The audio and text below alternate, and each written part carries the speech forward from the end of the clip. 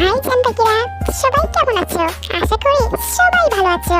যাই হোক, যা বলতে চাচ্ছি, এই স্টোরিটা আমার আগের চ্যানেলের। তুমি অনেকেই বলতেছো যে এই স্টোরিটা কন্টিনিউ করতে, তাই আবারও নতুন করে আমার এই সেকেন্ড চ্যানেলে কন্টিনিউ করলাম। আশা করি সবাই আমার পাশে থাকবে, আমাকে সাপোর্ট করবে। সো চলো এবার স্টোরিটা শুরু করা যাক।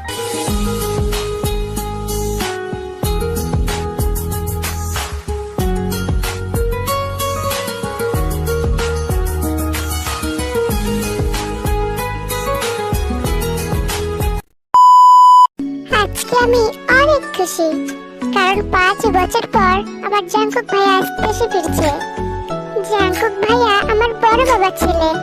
অনেক আগেই বড় বাবা আর পাপ্পা জাঙ্কুক ভাইয়াকে এয়ারপোর্টে আনতে চলে গেছে। আমার মা আর বড় আম্মু ওনারা তো নিজেদের রান্নার প্রতিযোগিতায় ব্যস্ত। জাঙ্কুক ভাইয়া আসছে দেখে ওনাদের এই অবস্থা। জাঙ্কুক ভাইয়া এই বাড়ির সবার আদরের একমাত্র ছেলে, বাট আমি আমার মা বাবার একমাত্র মেয়ে। তবুও দেখো, আমার প্রতি বাড়ির সবার তেমন কোনো পাত্তাই নেই।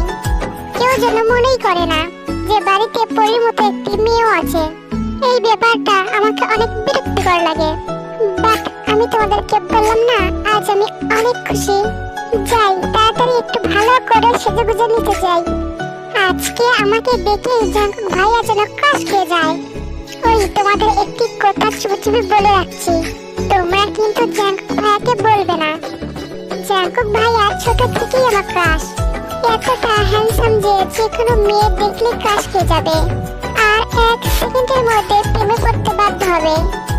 বাট আমি এখনো ভাইয়াকে বলতেই পারিনি যে ওনাকে আমি অনেক ভালোবাসি। আর বলবোই বা কিভাবে?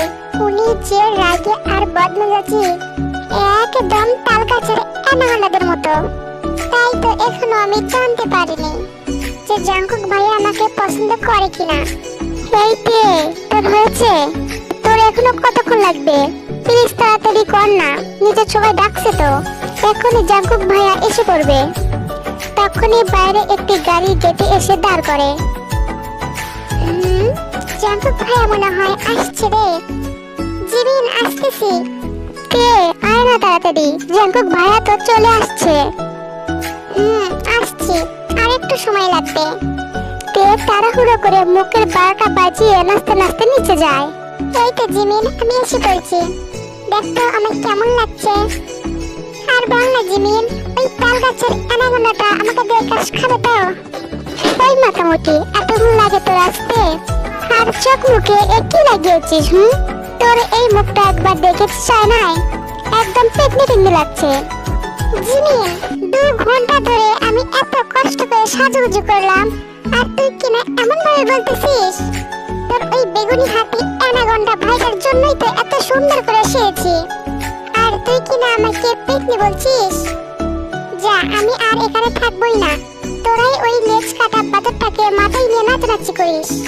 এইগুলো কথা বলে তে যেই না ওর রুমে যাবে, তখনই তের চোখ সামনে বসা ব্যক্তিটার দিকে যায়। চোখটা যেতেই ওখানেই তের চোখ আটকে যায়। তোমরা ঠিকই ভাবছো, উনি হচ্ছেন মিস্টার জিওন জাঙ্কুক। জাঙ্কুক ভাইয়া? ওরে বাবারে, আজকে আমি শেষ। আমার তো খেয়ালই ছিল না জাঙ্কুক ভাইয়া এখানেই আছে। ওই গদিটার জন্য আমার সব প্ল্যান ভেস্তে গেল। কোথায় ভেবেছিলাম জাঙ্কুক ভাইয়া আমাকে দেখে ক্রাশ খাবে, আর এখন দেখছি আমি উল্টা বাঁশ নিয়ে বসে থাকলাম। তাড়াতাড়ি এখান থেকে পালাই। আমি তো বাবা আজ সারা দিন রুম থেকে বেরোবো না।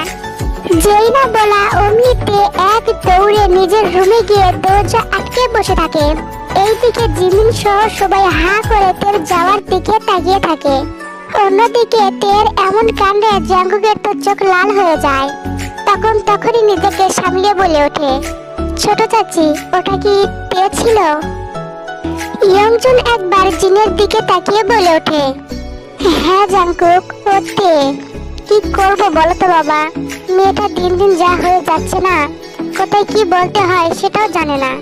জাঙ্কুক বাবা, তুমি পাগলিটার কথায় কিছু মনে করো না। ভাবি, আমি আসছি, আপনি জাঙ্কুককে খাবারগুলো খেতে দিন। জানি না ছেলেটা কোন সময় খেয়েছে। ইয়াংজুন, তুমি গিয়ে দেখো মেয়েটা কি করছে। মেয়েটা মনে হয় অনেক ভয় পেয়ে গেছে।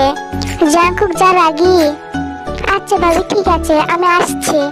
তখন জাংকুক হঠাৎ বলে, ছোট চাচি, আমি গিয়ে দেখছি তে কি করছো রুমে। জাংকুক বাবা, তুমি এই মাত্রই এলে, আগে খাবারগুলো খেয়ে নাও, না হলে পরে সেগুলো ঠান্ডা হয়ে যাবে। ছোট চাচি, একটু পরেই খাচ্ছি। এই বলেই জাংকুক তের রুমে চলে যায়। এই ভাইয়াটা কেন আবার তের রুমের দিকে গেল? আবার ওকে তো কিছু বলবে না? ভাইয়া যে রাগী, আমার তো তের জন্য অনেক টেনশন হচ্ছে। এই তে যে কি করে না, এক নম্বরের মাথামুটি। এইদিকে তের রুমে এসে ওয়াশরুম থেকে ফ্রেশ হয়ে শরীরে একটি টাওয়াল জড়িয়ে গান ছেড়ে ত্রিং ত্রিং করে নাচা শুরু করে।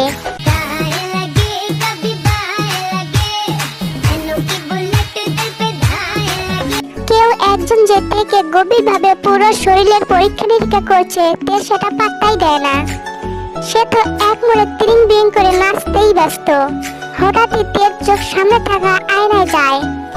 আয়নায় চোখটা যেতেই তের চোখ কপালে উঠে যায়, আর জোরে একটা চিৎকার দিয়ে এক দৌড়ে আবারও ওয়াশরুমে ঢুকে ওয়াশরুমের দরজাটা আটকে ফেলে। বিছানার ওপর জাংকুক বসেছিল। তে জাংকুককে দেখেই এমনটা করে। জাংকুক তো তখনও পলকহীন ভাবে তের যাওয়ার দিকে তাকিয়েছিল। 1.5 ঘন্টা হয়ে যায়, তে তখনও ওয়াশরুম থেকে বেরোনোর নামই নিচ্ছিল না। জাংকুক এবার বসা থেকে উঠে তের ওয়াশরুমের দরজার দিকে গিয়ে দরজাটা নক করতে থাকে। তের তখনও কোনো সাড়া পাওয়া যায় না। জাংকুক এবার অনেক ভয় পেয়ে যায়, আর দরজাটা ধাক্কাতে ধাক্কাতে বলতে থাকে, তে কি করছিস ভেতরে? এখনো কেন বেরোচ্ছিস না? তে দরজাটা খোল বলছি, আমি কিন্তু এখন অনেক রেগে যাব। জাংকুকের এমন ঝাঁঝালো আওয়াজে তে এবার বলে ওঠে, জাংকুক ভাইয়া, আমি না ড্রেস আনতে ভুলে গেছি, প্লিজ ওখান থেকে একটা ড্রেস দাও না জাংকুক ভাইয়া। তে, এতটুকু একটি বিষয়ের জন্য তুই এমনটা করছিলি? আমার তো এক্ষুনি প্রাণটা বেরিয়ে যাচ্ছিল। আচ্ছা ঠিক আছে, তুই ওখানে 5 মিনিট ওয়েট কর, আমি তো ড্রেসটা দিচ্ছি। তখন জাংকুক তেকে পরার জন্য একটা ড্রেস দেয়। ড্রেসটা পাওয়া মাত্রই তে একটা চিৎকার দিয়ে ওঠে আর বলে, জাংকুক ভাইয়া, তুমি এটা কি দিয়েছো? ওহ তে, কেন এমন চিল্লাচ্ছিস? আমি তোকে যে ড্রেসটা দিয়েছি সেটাই ভালোই ভালোই পরে বেরিয়ে আয়। এখন থেকে তোকে এই ড্রেসগুলোই পরতে হবে। কি? আমি এখন এটা পরবো? এটা কোনো ড্রেস হলো? আমি এই ড্রেস পরবো না, তুমি আমার ওখান থেকে ওই শর্ট ড্রেসটা দাও। তে, তুই আমাকে রাগিয়ে দিস না। আচ্ছা, তোকে আমি 2 মিনিট সময় দিচ্ছি। এর মধ্যে তুই যদি না বেরোস তাহলে তোকে অনেক শাস্তি পেতে হবে। শাস্তির কথা শুনতেই তের ছোটবেলার কথা মনে পড়ে যায়, আর তাড়াতাড়ি ড্রেসটা পরে বাইরে বেরিয়ে আসে। তোমরা ভাবছো কি এমন শাস্তি যে তে এতটা ভয় পেয়ে গেল? আসলে তে ছোটবেলায় জাংকুকের কথা না শোনায় জাংকুক তেকে সারাটা দিন না খাইয়ে চৌড়া রোদে এক পায়ে কান ধরে একটানা দাঁড়িয়ে রেখেছিল। তে রোদকে প্রচুর ভয় পায়, কারণ তে রোদে অ্যালার্জি আছে। তে ওয়াশরুম থেকে বেরোতেই জাংকুক তেকে দেখে অনেক হাসতে থাকে। তে তো রাগে অনেক ফুঁসছিল আর মনে মনে বলছিল, দেখুন না দেখুন, তাল গাছের এনামনাটা আমাকে সাধারণ সস্তার একটা পাবলিক বানিয়ে দিয়ে কেমন ডাক খেলাচ্ছে।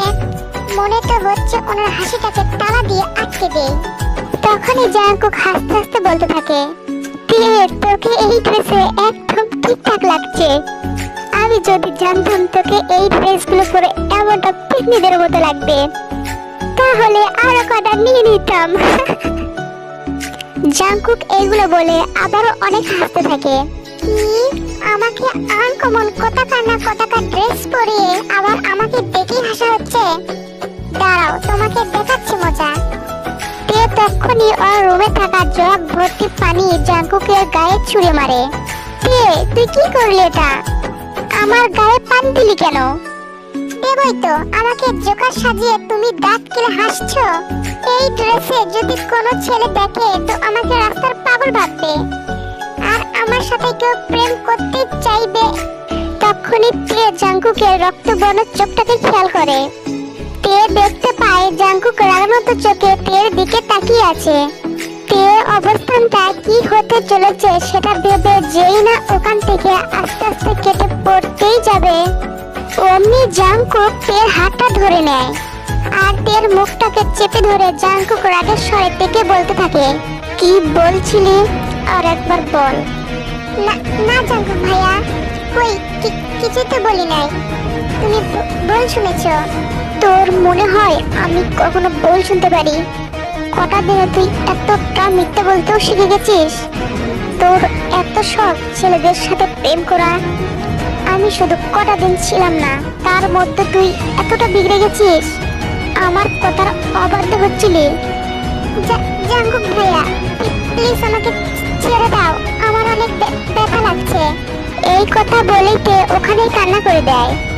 তের কান্না দেখে জাংকুক তের মুখটা ছেড়ে দেয়। ওকে, এই প্রথমবারের মতো তোকে ছেড়ে দিচ্ছি, দ্বিতীয়বার যেন এসব মুখে আনিস না, পরের বার কিন্তু ভালো হবে না।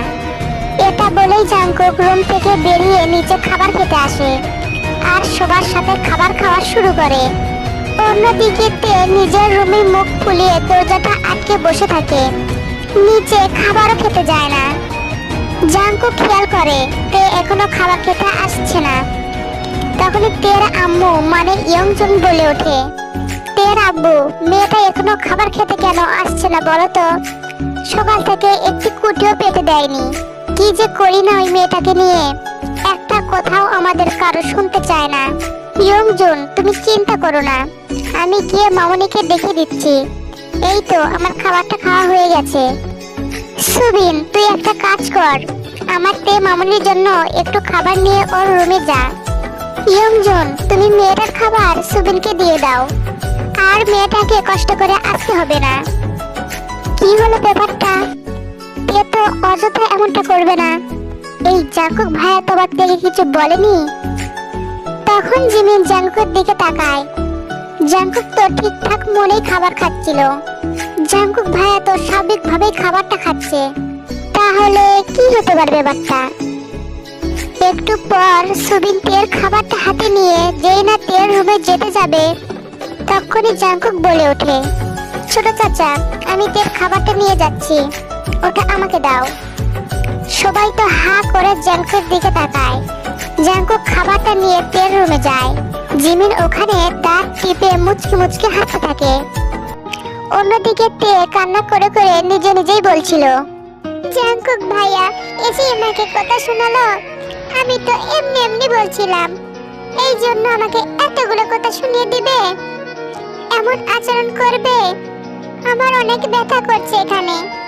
উনি তো আমাকে পছন্দই করেন না, আমি যা পারি করি, তাতে ওনার কি? এই বলে তে আবারও কান্না করে। জাংকুক এসে তের সব কথাই শুনছিল। ও শিট, আমি যে কেন নিজের রাগটাকে কন্ট্রোল করতে পারি না। তে কতটা কষ্ট পাচ্ছে। তে, তুই কেন বুঝিস না? আমি তোকে। জাংকুক ভাইয়া, তুমি ওখানে দাঁড়িয়ে আছো কেন? এসো না ভিতরে। তের কথায় জাংকুক একটু নড়ে চড়ে আর তের কাছে গিয়ে সামনে খাবারটা দিয়ে বলতে লাগে,